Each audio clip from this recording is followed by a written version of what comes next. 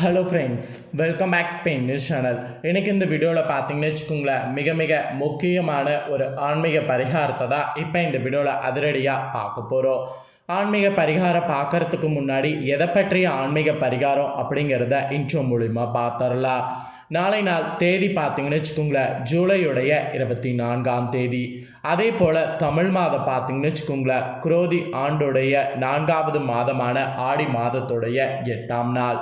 அதே போல் நாளை நாள் கிழமை பார்த்தீங்கன்னு வச்சுக்கோங்களேன், புதன்கிழமை. பொன் கிடைத்தாலும் புதன் கிடைக்காது அப்படிங்கிற பழமொழிக்கேற்ப நாளைய புதன்கிழமை ஒரு சிறப்பான நாளாக வந்திருக்கு. நாளைய புதன்கிழமை அப்படி என்ன சிறப்பு அப்படின்னு கேட்குறீங்களா? நாளைய புதன்கிழமை சதுர்த்தி விரதமானது வருது. நாளை நாள் வரக்கூடிய இந்த சதுர்த்தி விரதமானது ஆடி மாதத்தில் வரக்கூடிய சதுர்த்தி விரதம். இந்த ஆடியில் வரக்கூடிய சதுர்த்தியில் பிரச்சனைகள் தீர புதன்கிழமை விநாயகரை இந்த முறைப்படி வழிபாடு செய்யணும். எந்த முறைப்படி வழிபாடு செய்யணும் அப்படிங்கிறத இப்போ நான் விளக்கமாக ஷேர் பண்ண போகிறேன். ஸோ தெளிவாக வீடியோவை பார்த்து நாளை நாள் இந்த பரிகாரத்தை செய்திடுங்க. வாங்க, பிரச்சனைகள் தீர புதன்கிழமை விநாயகர் வழிபாடு எப்படி செய்கிறதுங்கிறத இப்போ இந்த வீடியோவில் பார்க்கலாம். பொதுவாக ஒவ்வொரு தெய்வத்திற்கும் ஒவ்வொரு கிழமை சிறப்பு மிகுந்த கிழமையாக திகழ்கிறது. அந்த வகையில் விநாயகர் பெருமானுக்கு சிறப்பு மிகுந்த கிழமையாக திகழ்வது புதன்கிழமை. புதன்கிழமை அன்று விநாயகர் பெருமானை நாம் வழிபாடு செய்யும் பொழுது இந்த வரம் பார்த்திங்கன்னு வச்சுக்கோங்களேன் நமக்கு கிடைக்கும். ஸோ இந்த வரம் நமக்கு கிடைத்து வாழ்க்கை சிறப்பாக அமையும். இது பார்த்திங்கன்னு வச்சுக்கோங்களேன் சாஸ்திரத்திலே கூறப்பட்டிருக்கு. அப்படிப்பட்ட புதன்கிழமை நாளை நாள் விநாயகர் பெருமானுக்கு உகந்த சதுர்த்தியானது வந்திருக்கு. அதுவும் ஆடி மாதத்தில் வந்திருக்கக்கூடிய சதுர்த்தி. இந்த சதுர்த்தியில் விநாயகர் பெருமானை நாம் எந்த முறையில் வழிபட்டால் நம்மளுடைய பிரச்சனைகள் அனைத்தும் தீரும் என்பதை தான் இந்த வீடியோவில் எக்ஸ்பிளைன் பண்ண போகிறேன். ஸோ இந்த வீடியோ பார்த்து அந்த தாள்களை தெரிஞ்சு மறக்காமல் பார்த்தீங்கன்னு வச்சுக்கோங்களேன் பரிகாரம் செய்யுங்க. வாங்க, பிரச்சனைகள் தீர நாளைய புதன்கிழமை விநாயகர் வழிபாடு எப்படி செய்யணுங்கிறத பார்க்கலாம். ஸோ விநாயகர் பெருமான் வழிபாடு என்பது பலரும் அறிந்த ஒன்று. விநாயகர் பெருமான் இல்லாத இல்லமே கோவிலோ இருக்கவே இருக்காது. எவ்வளவு பெரிய கோவிலாக இருந்தாலும் சரி, எவ்வளவு சிறிய கோவிலாக இருந்தாலும் சரி, அந்த கோவிலில் விநாயகர் என்பவர் கண்டிப்பான முறையில் இருப்பார். அதனால தான் அவரை முழுமுதற் கடவுளாக நாம் கூறுறோம். அதே போல் ஒவ்வொரு இல்லத்திலும் ஏதாவது ஒரு ரூபத்தில் விநாயகர் இருக்கத்தான் செய்வார்.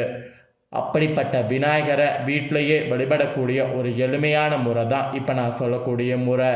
இந்த வழிபாட்டை நாளைய புதன்கிழமை அன்று தான் செய்ய வேண்டும். அதுவும் காலையில் பிரம்ம முகூர்த்த நேரத்திலோ அல்லது 6 மணியிலிருந்து 7 மணிக்குள்ளேயோ இப்போ நான் சொல்லக்கூடிய இந்த வழிபாட்டை செய்யணும்.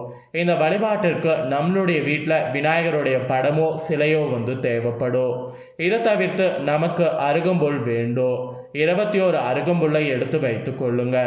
நுனியாக இருக்கக்கூடிய 21 அருகம்புல்லை எடுத்து வைத்து கொண்டு பரிகாரத்துக்கு பயன்படுத்துங்க.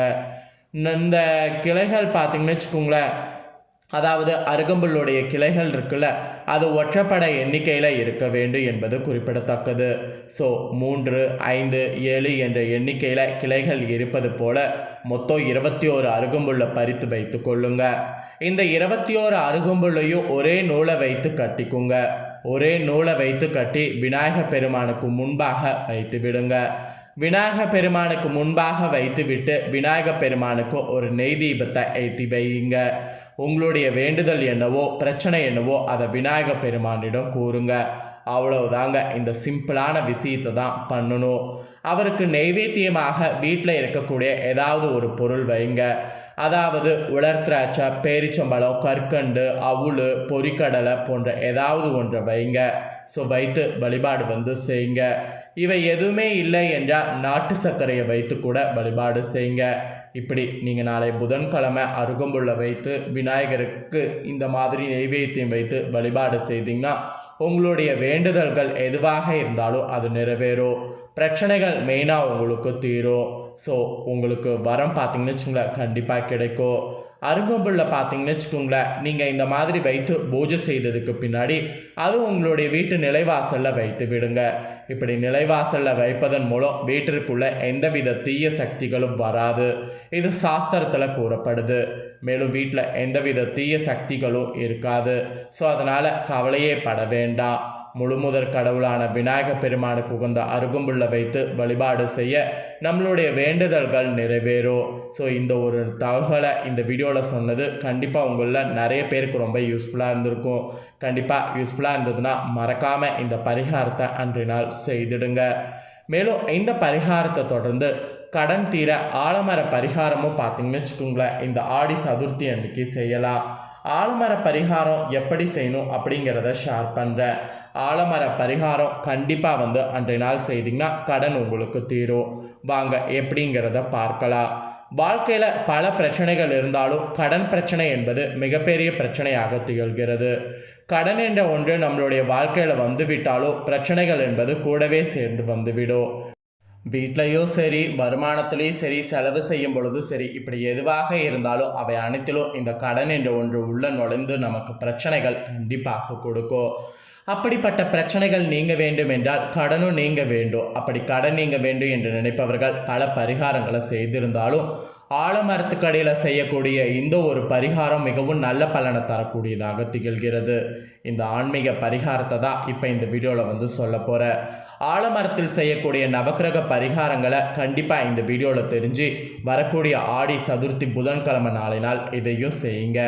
எப்படி விநாயகர் பரிகாரம் செய்கிறது ரொம்ப சிறப்பானதோ அதே போல் கடன் தீர ஆலமர பரிகாரமும் இதே நாளில் செய்கிறது சிறப்பு. ஒருவருக்கு நோயோ கடனோ பிரச்சனைகளோ எதுவாக இருந்தாலும் நவக்கிரகங்கள் தான் அதுக்கு காரணம். அந்த நவக்கிரகங்களுக்குரிய பரிகாரங்களை நாம் செய்யும் பொழுது தான் அந்த பிரச்சனையிலிருந்து நம்மளால் வெளியில் வர முடியும். இந்த நவக்கிரக பரிகாரத்தை எங்கு சென்று செய்வது, எப்படி செய்வது, அதற்கென்று செலவுகள் அதிகமாகும் என்று நினைப்பவர்கள் பலர் இருக்கிறோம். அப்படிப்பட்டவங்க எல்லாமே ஆலமரத்துக்கடியில் இந்த எளிமையான பரிகாரத்தை சதுர்த்தி நாளில் செய்யும் பொழுது நவக்கிரகங்களுடைய அருளால் விரைவில் உங்களுடைய கடன் பிரச்சனை தீரும். அது எப்படிங்கிறத தான் பார்க்க போகிறோம். இந்த பரிகாரத்தை என்றைக்கு வேண்டுமானாலும் செய்யலாம், ஆனால் இந்த ஸ்பெஷல் நாளில் செய்கிறது சிறப்பு.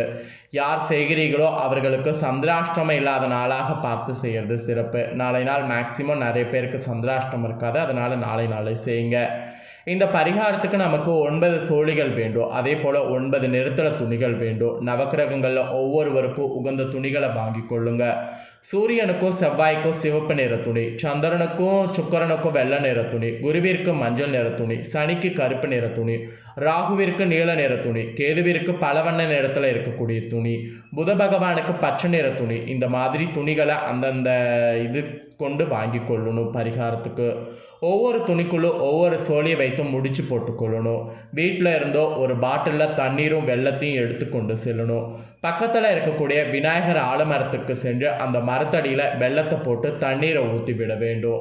அடுத்ததாக அந்த ஆலமரத்தில் தொங்கக்கூடிய விழுதுகளில் நாம் எடுத்து சென்ற 9 துணிகளையும் கட்டிவிட வேண்டும். ஒரே விழுதில் 9 துணிகளையும் கட்டலாம், அல்லது ஒவ்வொரு விழுதுகள்லையும் ஒவ்வொரு துணி என்று கூட நாம் கட்டலாம். இவ்வாறு கட்டிவிட்டு ஆலமரத்துக்கடியிலேயே அமர்ந்து உங்களுடைய கடன் பிரச்சனை தீர வேண்டும், மகாலட்சுமி தாயாருடைய அருள் பரிபூர்ணமாக கிடைக்க வேண்டும் என்று வேண்டிக் கொள்ள வேண்டும். ஆலமரத்தில் வீரபத்திரர் குடியிருப்பதாக ஒரு ஐதீகம் இருக்கு. அவர் நாம் என்ன வேண்டுதல் வைக்கிறோமோ என்பதை காது கொடுத்து கேட்பாரா. அவரிடம் நாம் இப்படி வேண்டும் பொழுது, அதாவது வேண்டுதல் வைக்கும் பொழுது விரைவிலே அந்த வேண்டுதல் அவர் நிறைவேற்றி விடுவார் என்று கூறப்படுது.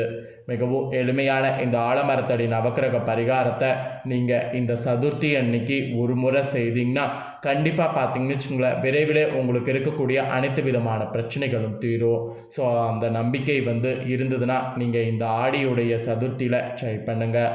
ஆடியுடைய நாளைய புதன்கிழமை சதுர்த்தியில் என்ன பரிகாரம் பண்ணும், என்ன பரிகாரம் பண்ணால் நமக்கு என்ன மாதிரியான பலன் கிடைக்கும் அப்படிங்கிறது எல்லாமே இப்போ இந்த வீடியோவில் தெளிவாக எக்ஸ்பிளைன் பண்ணிட்டேன். எக்ஸ்பிளைன் பண்ணதை தெரிஞ்சிருப்பீங்க. ஸோ தெரிஞ்சதுக்கேற்ப ஒவ்வொருவரும் உங்களுக்கு இருக்கக்கூடிய பிரச்சனைகளை தீர்க்க நாளை நாள் இந்த பரிகாரத்தை செய்து பயன்பெறுங்க. நீங்கள் பரிகாரத்தை செய்து பயன்பெறுவது போல் உங்கள் ஃப்ரெண்ட்ஸ் ஃபேமிலியில் இருக்கிறவங்களும் பரிகாரம் செய்து பயன்பெறணும் அப்படின்னு நினச்சிங்கன்னா வீடியோ லைக் பண்ணி ஷேர் பண்ணுங்கள். உங்கள் ஃப்ரெண்ட்ஸ் ஃபேமிலியில் இருக்கிறவங்களும் வீடியோ பார்க்கட்டும். அவங்களும் அவங்களோட லைஃப்பில் என்ன பிரச்சனை இருக்கோ அந்த பிரச்சனையை தீர்க்கறதுக்கு இந்த பரிகாரத்தை செய்து பயனடையட்டும். மேலும் இதே போல் புதிய அப்டேட்டான நிறைய வீடியோ நம்ம சேனலில் போடப்படும். அதை எல்லாத்தையுமே உடனுக்குடனே தெரிந்து கொள்ள மறக்காமல் நம்ம சேனலை சப்ஸ்கிரைப் பண்ணுங்கள், கூட பெல் பண்ண ப்ரெஸ் பண்ணுங்கள். ஃபஸ்ட் டைம் பார்க்குறவங்க சப்ஸ்கிரைப் பண்ணாமல் இருக்கிறவங்க சப்ஸ்கிரைப் பண்ணி பெல் பண்ண ப்ரெஸ் பண்ணிட்டீங்கன்னா இனி நான் போடுற மற்ற அப்டேட்டான எல்லா வீடியோஸும் உடனுக்குடனே தெரிந்து கொள்ளலாம். ஸோ மறக்காமல் சப்ஸ்கிரைப் பண்ணி பெல் பண்ண ப்ரெஸ் பண்ணுங்கள். இதே போல் சுவாரஸ்யமாக வேறொரு புதிய அப்டேட்டான தகவலோடு இன்னொரு புதிய வீடியோவில் உங்களை சந்திக்கிறேன். நன்றி, வணக்கம்.